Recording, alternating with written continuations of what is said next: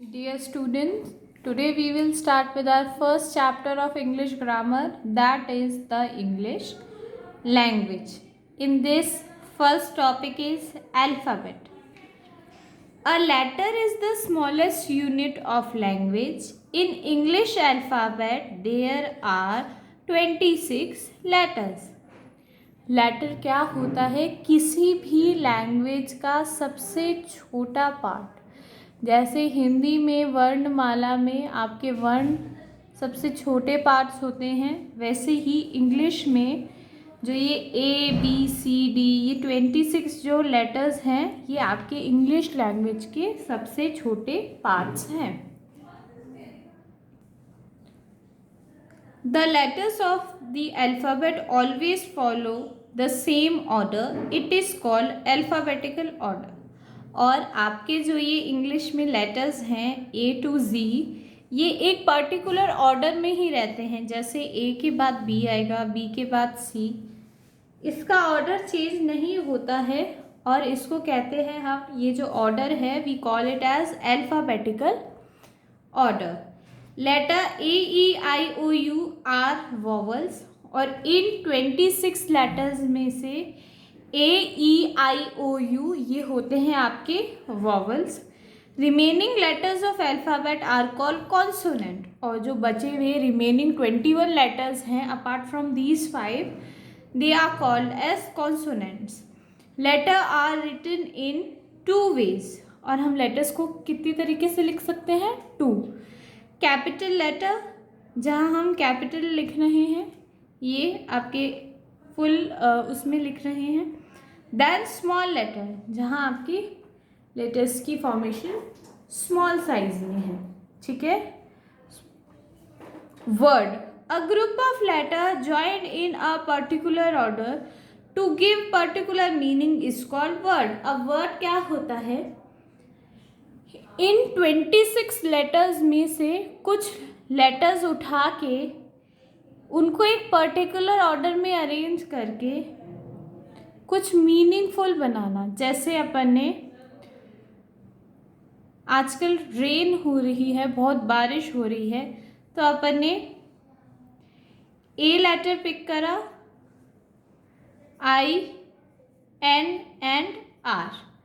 इससे क्या, ये अपन ने 4 लेटर्स पिक करे हैं, इससे आपका R A I N rain, ये आपके लेटर्स जो थे इनको हमने एक ऑर्डर में अरेंज करा है, ठीक है। एंड इसका कुछ मीनिंग निकल के आ रहा है। रेन का मतलब होता है बारिश। आपके वर्ड्स, ग्रुप ऑफ वर्ड्स को एक प्रॉपर मैनर में अरेंज करना ताकि उसका कोई मीनिंग निकल के आए, वो पर्टिकुलर ग्रुप क्या कहलाएगा? वो एक वर्ड कहलाएगा। Group of words having a meaning is called a word. जैसे boy, city, table and so on. Whenever we talk that anybody or we write to anyone, we need words. जब हम किसी से बात करते हैं या हमें कुछ लिखना होता है किसी को, तो हमें वर्ड्स की ज़रूरत पड़ती है। Without words we can not express our idea और फीलिंग, और बिना शब्दों के, बिना वर्ड्स के हम हमारा आइडिया, हमारे दिमाग में क्या चल रहा है और हम क्या फील कर रहे हैं, वो हम एक्सप्रेस नहीं कर सकते। So the words are very important to speak और टू राइट। तो आपके जो शब्द हैं, जो वर्ड्स हैं, वो बहुत इम्पॉर्टेंट हैं कुछ पढ़ने के लिए और लिखने के लिए। Different words convey our different meanings, और अलग अलग शब्दों का, अलग अलग वर्ड्स का मीनिंग भी अलग अलग आता है, डिफरेंट आता है। There is no limit of letters in a word. एक वर्ड को बनाने में हमें कितने भी लेटर्स की ज़रूरत पड़ सकती है, ऐसी कोई लिमिट नहीं है कि आपको जो वर्ड फॉर्म करना है वो 5 लेटर्स का हो या 10 लेटर्स का हो। आप कितना भी बड़ा वर्ड फॉर्म कर सकते हैं, बट वो मीनिंगफुल होना चाहिए। अ वर्ड में हैव 1 और मोर देन 1 लेटर। अब आपके वर्ड जो है, जो शब्द आप बना रहे हैं, उसमें एक या एक से ज़्यादा लेटर भी हो सकते हैं। The letters in a word are put in a particular order, और जो लेटर्स हैं ए बी सी डी जितने भी लेटर्स हैं उनको उनसे वर्ड बनाने के लिए हमें लेटर्स को एक पर्टिकुलर ऑर्डर में अरेंज करना पड़ता है। The correct order of letter in a word is called spelling. और अगर आप अपने वर्ड में जो लेटर्स है उसको ढंग से एक प्रॉपर ऑर्डर में अरेंज कर रहे हैं और उसका मीनिंग निकल के आ रहा है, वो एक मीनिंगफुल वर्ड बन रहा है, तो वो जो arrangement of correct order of letters है जिसमें वो अरेंज किए गए हैं वो कहलाएगा spelling. A spelling of word is very important, और स्पेलिंग बहुत ज़रूरी होती है। आपके कॉपीज़ में अगर स्पेलिंग मिस्टेक हो जाती है तो मैम राउंड लगा के नीचे करेक्ट करती है, क्योंकि करेक्ट स्पेलिंग बहुत इम्पोर्टेंट रहती है। वो सामने कोई भी पर्सन आपकी नोटबुक देखेगा तो उसको समझ आना चाहिए कि आपने क्या लिखा है, इसलिए डिक्टेशन वर्ड भी कराते हैं ताकि आपकी स्पेलिंग को समझने की और उसको बिल्डअप करने की पावर बढ़े। If the spelling is wrong, either it will not be a word और it will have a changed meaning. अगर आपकी स्पेलिंग रॉन्ग हो जाए, गलत हो जाए, तो या तो कोई वर्ड ही नहीं बनेगा, और अगर कोई वर्ड बन भी रहा है तो उसका मतलब बदल जाएगा। ठीक है, next is your sentence. A group of words arranged in a particular order to make complete sense is called sentence. अब लेटर्स से तो आपका वर्ड बनता है, पर वर्ड अगर करेक्ट ऑर्डर में अरेंज होंगे तो सेंटेंस बनेगा। ठीक है, group of words arrange in particular order, एक वर्ड्स का ग्रुप जो तरीके से एक ऑर्डर में अरेंज करा हो वो सेंटेंस बनाता है।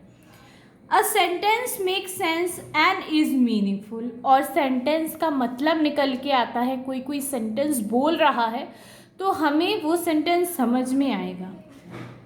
For example, she is a good girl, वो एक अच्छी बच्ची है। आई लव माई कंट्री, मैं मेरी कंट्री से प्यार करती हूँ। ठीक है, ये वर्ड्स हैं जो कि एक प्रॉपर ऑर्डर में अरेंज करे गए हैं, जैसे एक सेंटेंस बन रहा है। वॉट एवर वी स्पीक और राइट इज कॉल्ड लैंग्वेज। जो भी हम लिखते हैं या बोलते हैं उसको लैंग्वेज कहा जाता है।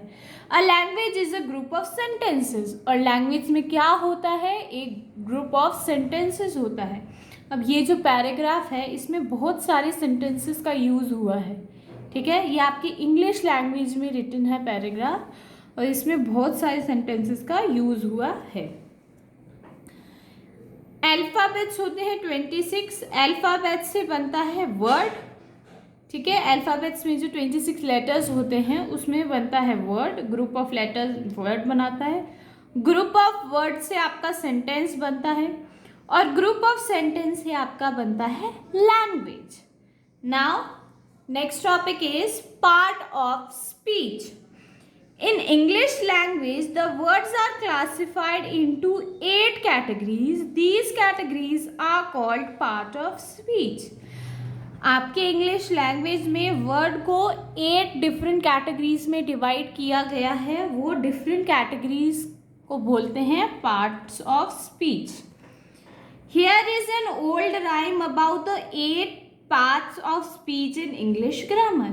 और ये आपको जो राइम दे रखी है ये आपको डिफरेंट जो 8 मेजर पार्ट्स हैं आपकी स्पीच के उनके बारे में बताएगी।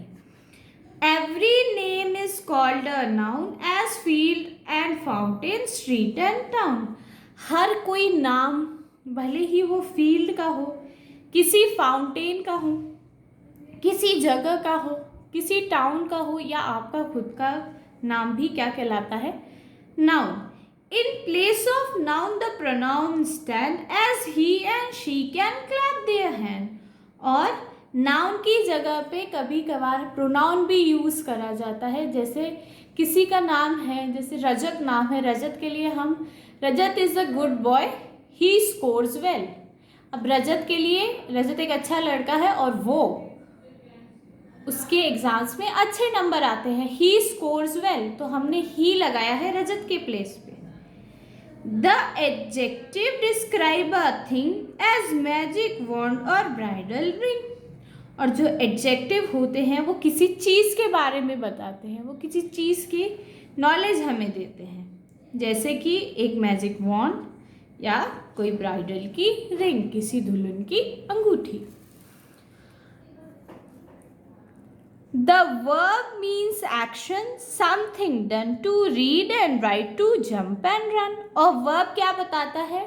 verb हमें जो काम हुआ होता है वो बताता है. जैसे I am writing a book, मैं एक किताब लिख रही हूँ. तो मैं क्या लिख रही हूँ? मैं बुक लिख रही हूँ. और मैं क्या काम कर रही हूँ? मैं राइटिंग कर रही हूँ. तो मैं क्या एक्शन परफॉर्म कर रही हूँ? Writing. So writing will be verb. How things are done, the adverbs tell, as quickly, slowly, badly, well. और कैसी बुक लिख रही हूँ? I am writing a good book. So जो good word आया है, या I am writing a book slowly, मैं धीरे बुक लिख रही हूँ. ठीक है, तो जो slowly word आया है that is adverb. The prepositions show relation as in the street or at the station. दो चीज़ों के बीच में रिलेशन शो हो रहा है preposition से. ठीक है, in, at, on, under, ये सारे आपके prepositions हैं.